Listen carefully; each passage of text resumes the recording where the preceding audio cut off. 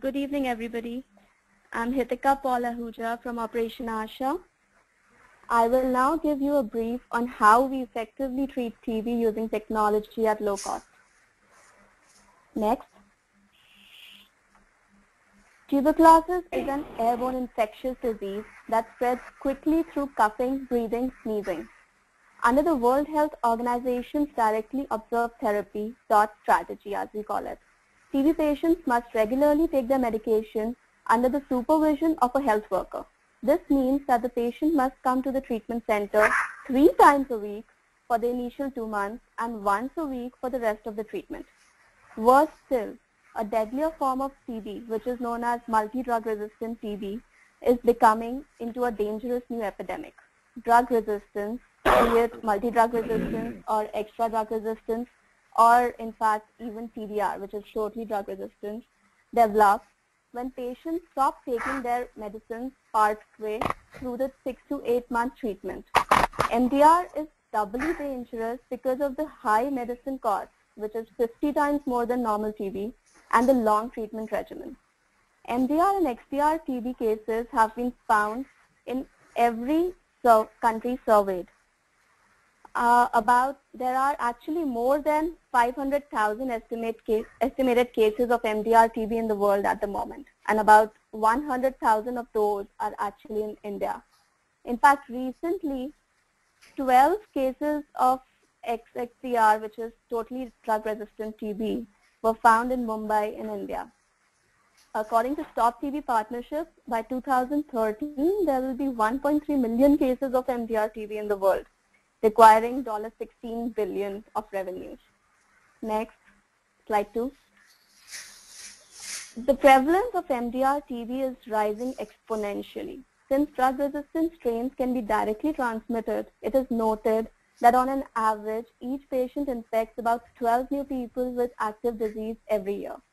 These 12 people infect 12 others, who in turn infect 12 others, and it goes on. Hence, as Time magazine quoted, we are on the brink of another epidemic, and it has no treatment. If TDR spreads, we will go back to the dark ages. Next slide. According to WHO's report, 25% of world's TB burden lies in India. As we speak, TB has killed 10 people in the last 15 minutes in India alone. In the words of Archbishop Desmond Tutu, TB is the child of poverty. The poor in India lose wages amounting to $300 million per year, with a total loss of $23 billion a year to the Indian economy. Apart from being a health crisis, this disease also carries with it terrible social stigma. About 100,000 infected women are thrown out of families, and 300,000 children are thrown out of their schools because of the stigma attached with this disease. Next. Next slide. The revised National Tuberculosis Control Program, which is the DOTS regimen in India, works like a hub and spoke model. So basically in the center, we have the government TB hospitals that cater to a large area, say about 5 lakh of population. Then we have the diagnostic centers, which cater to about 1 lakh population. And then come the local treatment centers. These are the main point of contact where patients go to receive their medication. Under the current regimen, the number of treatment centers are too low. So we found that, next slide, the most common reason for treatment default was the inconvenience of acquiring medication, and the patient's eagerness to return to work. Often these individuals would walk as far as 10 kilometers to reach a DOTS provider before standing in a line for another 1 hour simply to take their medication, which was simply very cumbersome, and people weren't ready to do that.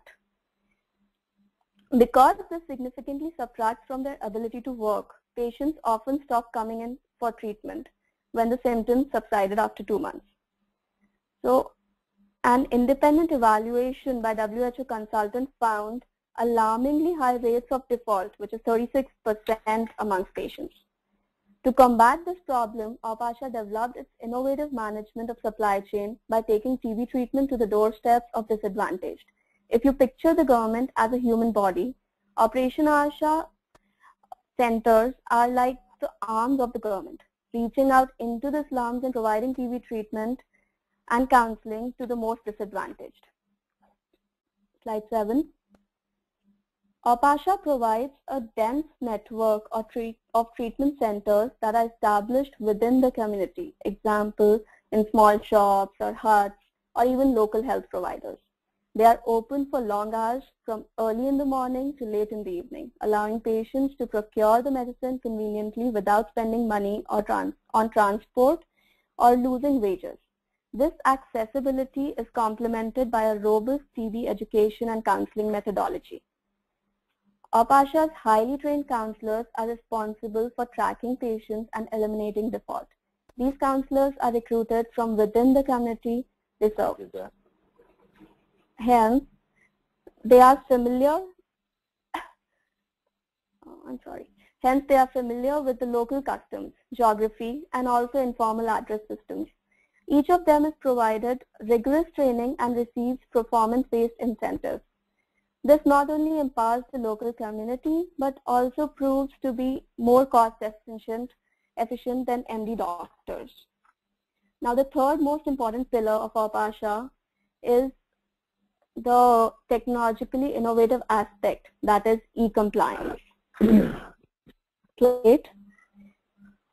E-compliance is a portable biometric patient identification system capable of identifying patient adherence data. It is very low cost because it uses standardized off-the-shelf components. The cost is approximately $145 per year when amortized over a lifespan of 3 years. Next slide. E-compliance system is highly interactive, as you can see on the screen, and easy to use even for semi-illiterate health workers and illiterate micro-entrepreneurs.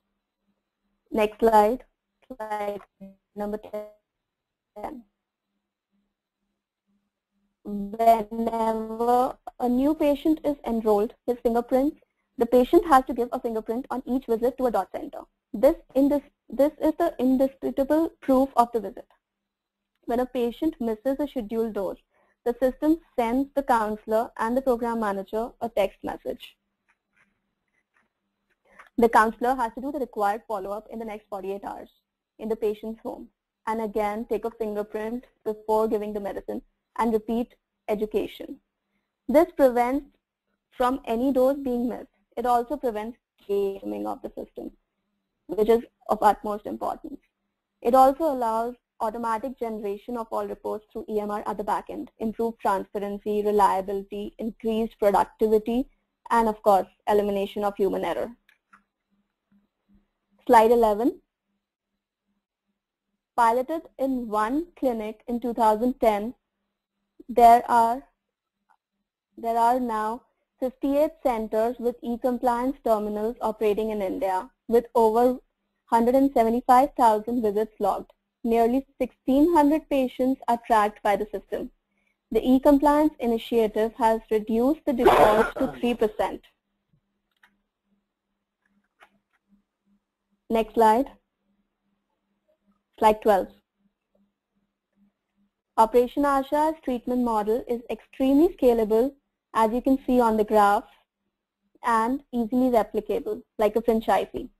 Currently, APASHA has 257 dot centers reaching over 3,000 slums and villages across India and Cambodia. Next slide. Slide 13. Next slide. The slide after this one. Yes. After proving the model's scalability, APASHA will help other partners organizations replicate it. APASHA aims to cover about 7 million populations in 2013-14. Rest will be covered by the collaborating partners, to whom APASHA will provide training and best practices. Similarly, in 2014-15, APASHA will help collaborating partners cover 3 million population. Slide 14. This is an analysis of our costs in India. Similar analysis for Cambodia is also available. As you can see, a major chunk of our cost is program related. This relates to the field expenses, including salaries of field staff. The staff cost relates to salaries of headquarters staff, including communication as well as fundraising. Operational costs relates to the costs incurred for rent and travel, etc. At this point, I would like to bring out that our per patient TB treatment cost is only $80. Treating an MDR patient would cost 50 times of this. Starting a TB treatment center costs only about $2,000, and running it for a year would cost another $3,500 approximately. Slide 15, funding gaps. This slide, the last slide, funding gaps in India. This slide shows the funding gaps that APASHA is facing in India. Similar analysis for Cambodia is also available, but as we are short of time, so I would not go into that. As you can see, the total funding requirement over the next 2 years is $0.85 million in India alone. Slide 16, scaling and replication. In Cambodia, we serve about 6% of the total population and 8% of all patients. We expanded into Cambodia in December 2010 and currently work in 5 operational districts in 2 provinces. During 2010 itself, TB detection rate was increased by 30%. In 2012, we served 15,553 patients in Cambodia, which was an amazing result. Our e-compliance was in Uganda. Our e-compliance was replicated and instituted in Uganda in 2012 by the Millennium Villages. In fact, there was an article in Huffington Post recently where researchers from Columbia University have quoted that a mother of one patient in Uganda said she could not thank the e-compliance team enough for taking care of her son. The success of the model can be seen as the death rate went down from 16% to 0, just because e-compliance. As next steps, we are looking at scaling the model in India and Cambodia, rolling out the technology to all centers, and of course, replication in Africa, Vietnam, and another country. Slide 17. Ritika, this is Mike. You've run into your 12 minutes. Can you summarize quickly, please? Yeah, sure. And then slide 17, I just wanted to show you the organization chart. Talk a bit about Dr. Shelley and Sandeep Ahuja, who are actually the founders. Dr. Shelley is an author and Ashoka changemaker. Sandeep Ahuja served for many years as additional commissioner for the Government of India. Then slide 18 just shows you the board of directors and technology advisory as well as medical advisory committee. Okay. Slide 19, we have, I'm just going to talk about how we won many awards and accolades and have been featured in TV as well as many known publications over the last few years. And you can always log on to our website for further information.